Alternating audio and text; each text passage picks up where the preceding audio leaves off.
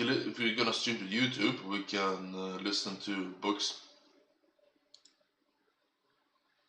As a Wow. bodybuilder I giant wrote like this Ronnie one. Peanut Coleman James bent curious heads, barely fitting or crouching in their scented capital, it seemed half of the time the architecture was I considerably wrote big this enough for one humans on my like him. own, if you didn't hear that. Would the rich dwarves ever care outside their fearful world? Racist, spiteful history he was taught, hidden where not expected.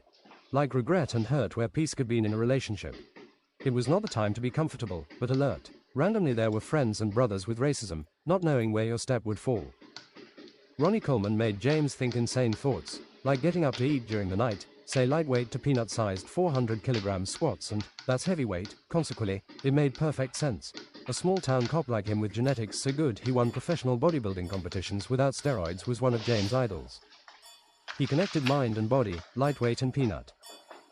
Leg pressing 550 kilograms, James could only do a few times actually.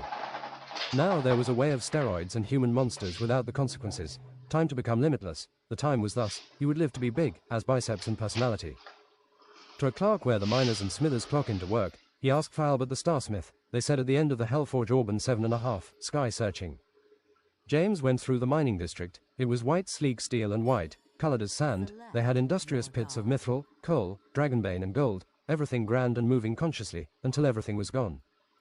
There was dragonbane abyss black, excellent weapons against shapeshifters, gemstones containing purple sapphire, ruby even dragon crystal, something they exported to elves so they could make crystal potions, 3 potions in one. Only dragon crystal like red granite was good enough for them.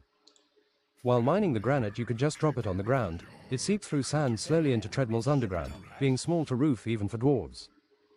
Together they made drinking horns replenishing mana that never could be fully drunk as long as there were seas. About 10% were returned, being drunk to the generous end.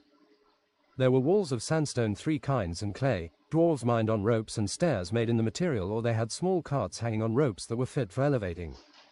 To warn miners of toxic air that went through the mines in pockets in the season, they had not small songbirds but the giant yellow, almost golden pigeon. Dwarves could ride it although they were shuffled off in it. They enjoyed the deeply over the white steel slopes. Things turned pretty damp and more dangerous in the unspoken deep, so thoroughly truly in there you found air no one has breathed, no oxygen, smelly and dank.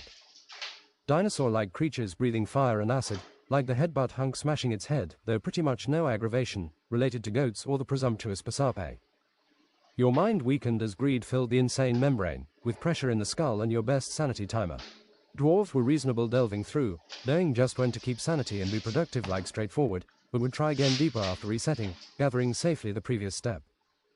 They mungered sanity sobriety potions, depended and angry at the economy. They had gone deep, insanity tests the confident like sin. Flowing gold, silver and platina had been found, flowing through thick. They flowed from deposit to deposit, only a few active unless collected. Routinely the dwarves switched from deposit and deposit. They had found black stone and granite golems getting upset and smashing if you mind. They looked like they had valuables deep in them, but it was just a trick. 5 sizes of intelligence and mountain magic.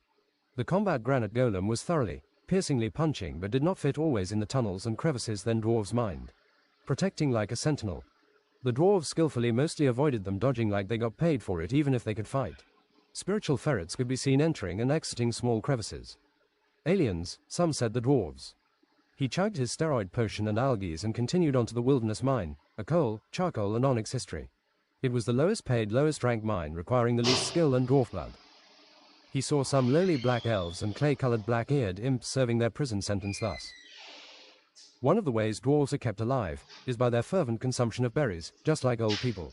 Grey cowberry grows underground and, with its cholesterol-lowering effects and antioxidants, it's key to counter the earthy dwarven diet. But dwarves can take a lot of punishment before they die. Some dwarves have never seen the light. They boast with it in the halls scarily high.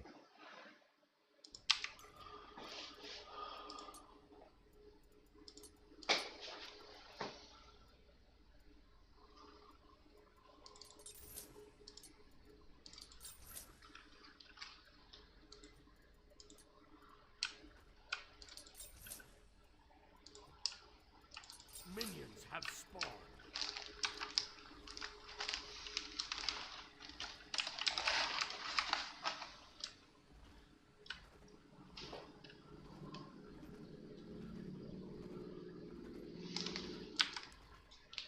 Alright, we're good.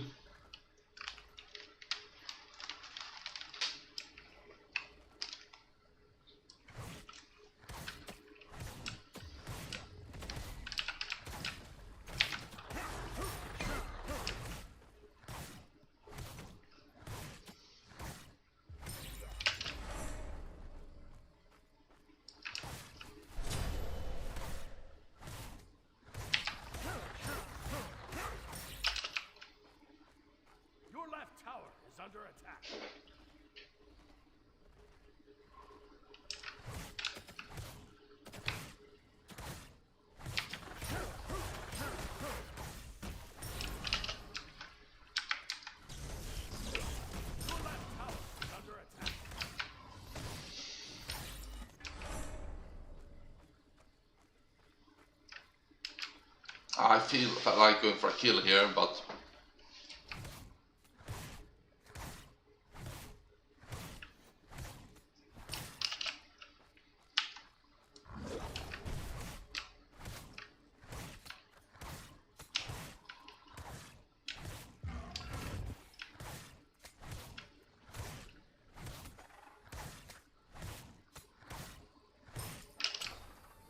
Your left tower is under attack.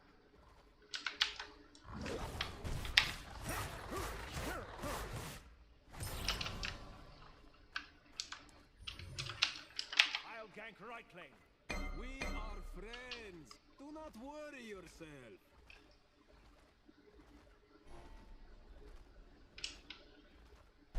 An ally has been slain.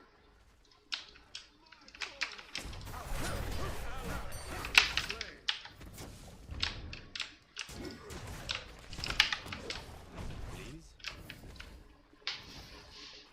you didn't see anything.